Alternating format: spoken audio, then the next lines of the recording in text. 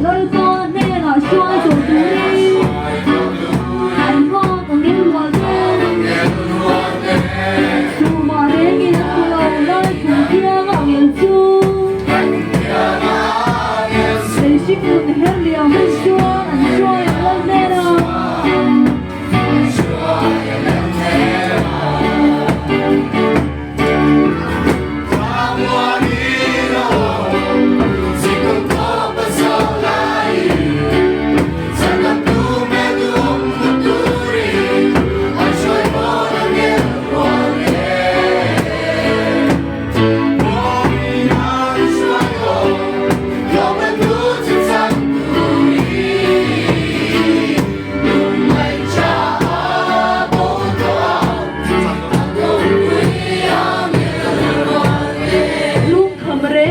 viên rong lầu thanh tủi cho ngon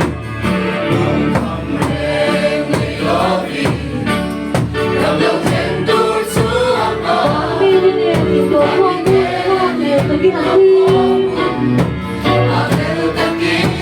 đi để lúa tụi tôi nghe là chua để lúa ngon để đi đến khi là nghe nó không đi